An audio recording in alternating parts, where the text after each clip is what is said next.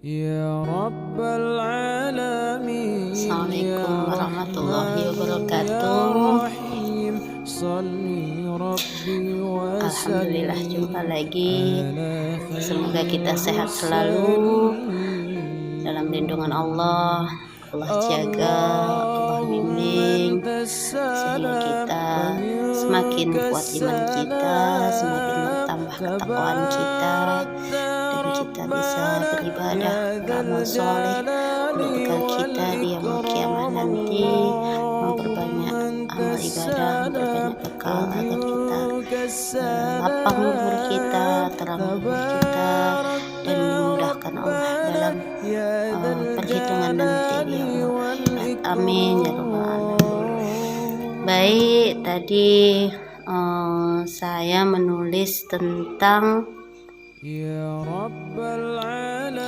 tak perlu dualisme, apa tadi ya, tak perlu dualisme pribadi ya, tak perlu dualisme kepribadian ya. Kita hidup ini apa adanya aja gitu kan. Karena apa ya, manusia itu sesuatu yang wajar, terdiri dari potensi baik, potensi buruk. Itu memang Allah kasih gitu ya kan. Allah kasih setengah potensi baik, setengah potensi buruk. Tinggal kita mau yang mana, yang mau kita bina di dalam diri kita. Kita tidak perlu mempunyai sebuah keinginan untuk membahagiakan banyak orang. Kita tidak usah punya keinginan untuk dipuji manusia. Karena apa? Dunia itu sementara. Tak perlu kita bermain-main dengan itu. Terlalu capek kita, bahkan menghabiskan waktu kita memuaskan manusia, tapi kita tidak memuaskan Allah. Bagi para pendakwah, ya silakan dengan apa adanya aja. Apa yang ada pada kita tampilkan seperti itu. Karena apa? Kalau kita hanya baik di depan jemaah kita, maka kita pun akan repot, akan capek mencari bahan ya, mencari apa ya yang perlu saya lakukan agar nampak baik gitu. Kita pun akan repot sendiri ketika para jamaah kita menjumpai kita dengan perbuatan atau perilaku buruk.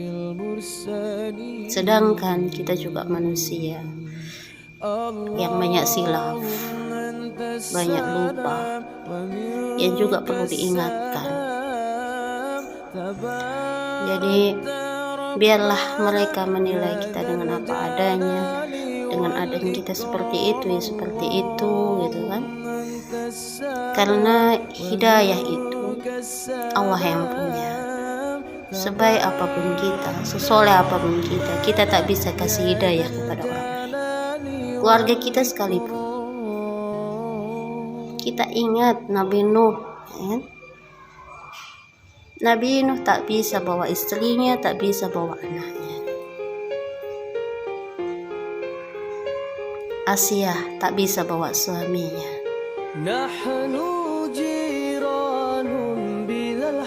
Nabi Muhammad tak bisa bawa pamannya.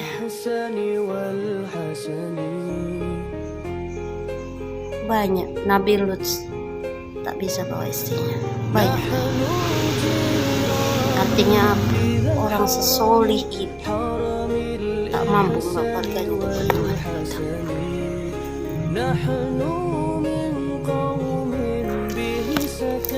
Jadi apa?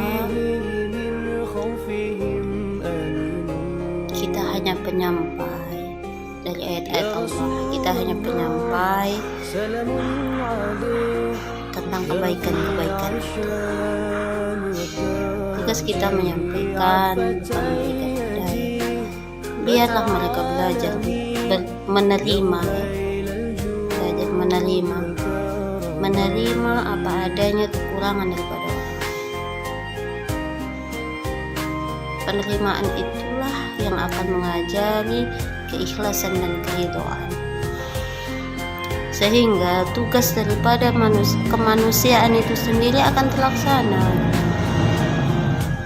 Kalau mereka menilai seorang atau menolong seseorang hanya baiknya aja, karena ada kebaikan di dalam diri mereka, maka itu bukan keikhlasan. Banyak orang yang akan mendekat karena kebaikan-kebaikan yang dilakukan. Banyak orang mendekat pada orang kaya, banyak orang mendekat pada orang yang tenar, banyak orang mendekat pada orang yang dianggap sesuatu yang luar biasa. Tapi banyak orang yang menjauh ketika dia sudah tidak gaya, ketika dia sudah nampak kejelekan-kejelekannya.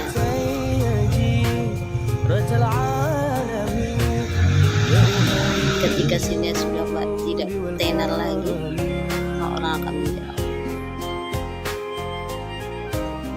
Kita harus membiasakan umat itu untuk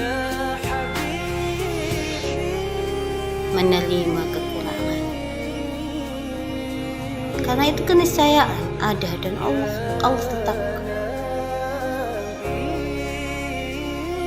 Dan itulah kerinduan itu. Dengan kekurangan orang lain, maka kita menutupinya. Ketika ada kekurangan kita, maka orang menutupinya. Ketika orang kekurangan, kita melengkapinya. Ketika ada kekurangan kita, orang melengkapi kita. Itulah yang harus kita bangun. Itulah yang harus kita segera kita gaungkan agar terpangkas sebuah penghakiman. Orang menghakimi karena melihat keburukan seseorang, dan itu hanya mata yang dipakai, bukan mata hati. Mari kita ajarkan kepada orang-orang agar mereka terbiasa untuk tidak melihat covernya, tapi melihat isinya, menganalisis isinya, bahwa manusia, insan itu mempunyai kebaikan-kebaikan yang harus dihargai, yang harus tetap dilihat dan dinilai. Mengajarkan agar orang lain itu memaafkan. Itulah kenapa kita tidak perlu ada dualisme kepribadian. Assalamualaikum warahmatullahi wabarakatuh.